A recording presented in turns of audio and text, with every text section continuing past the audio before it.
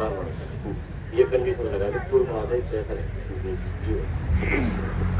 यहाँ पे इस किसान पंचायत की शोभा बढ़ा रहे सबसे पहले मेरे देश का भविष्य, मेरे ये बच्चे, मेरे ये किसान साथी और दिल्ली किसान अधिकार मोर्चा, जैसा कि आपको नाम से प्रतीत होता है, ओचंदी बॉर्डर पे जो आपके खेतों में ये जो रावण आकार के जो खंभे लगते थे, जब भी किसी किसान के खेत में लगते थे वो अपना मन मसोर के बैठ जाता था और 2-3 फसल का अग्रिम मुआवजा लेके बैठ जाता था। तो इस पे 5 स्टेटों का ऑर्गेनाइज धरना चल रहा है, यानी कि गुजरात, राजस्थान, पंजाब, हरियाणा, दिल्ली। और उस धरने की जो अगुवाई कर रहे हैं वो हमारे साथ चौधरी सुमेर सिंह लोचक जी, और जो ये बैठे हैं भाई अजय लोचक और विकास राणा और सतेंद्र लोचक और रवि आजाद।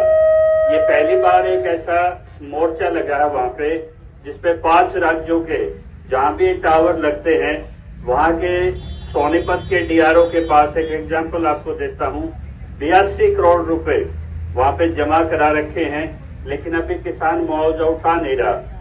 जब आजादी के 76 साल के बाद ये जो देश के जो कानून बनाते हैं जिनको आप चुन के भेजते हैं, सबसे ज्यादा यदि किसी को उल्लंघन करता है इस कानून का तो इसकी चुनी हुई सरकारें करती हैं। मैं जो एक अच्छी बात आपके धरने पे आते ही लगी, ये जो किसान के जो टैंक हैं, ट्रैक्टर हैं, ये जब किसी पंचायत में ये पहुंच जाए, किसान अपने औजारों के साथ, आजीविका के साधन के साथ जब पहुंच जाता है तो इस ट्रैक्टरों का मुंह आप ध्यान से देखेंगे, इनका मुंह दिल्ली की तरफ है।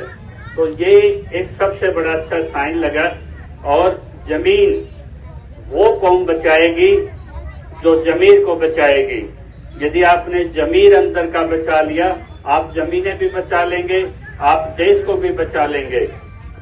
सर छोटू राम ने एक नारा दिया था कि खुद ही को कर इतना बुलंदित, हर तकदीर से पहले कि खुदा बंदे से पूछे तेरी रजा क्या है। यानी कि नशे मन पे जब होती है मेहरबान तो सुराही भी गर्दन झुका लेती है। यानी कि सबसे पहले हमें मजबूत करना पड़ता है। और मुझे ये कहने में फख्र है कि आप जिस कौम से आते हैं वहाँ एक संगठित कौम है आपकी, पाखंड से भी आप कोसों दूर रहते हैं। लेकिन जिस तरह का ये खेल खेला जा रहा है, आपको लड़ना सीखना पड़ेगा। और लड़ने के पहले सबसे पहले आपकी तालीम मायने रखती है।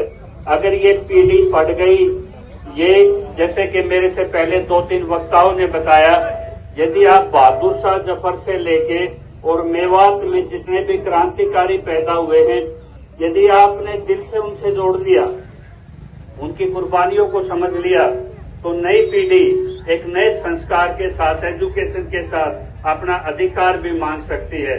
यदि आप अपने इतिहास से कट गए, यदि आप अपनी जड़ों से कट गए, तो आप भ्रमित रहेंगे और आप कोई लड़ाई नहीं लड़ सकते।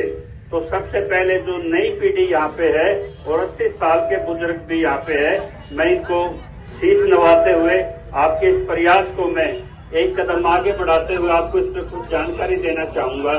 ये जो ऑर्बिटर रेल कॉरिडोर है, ये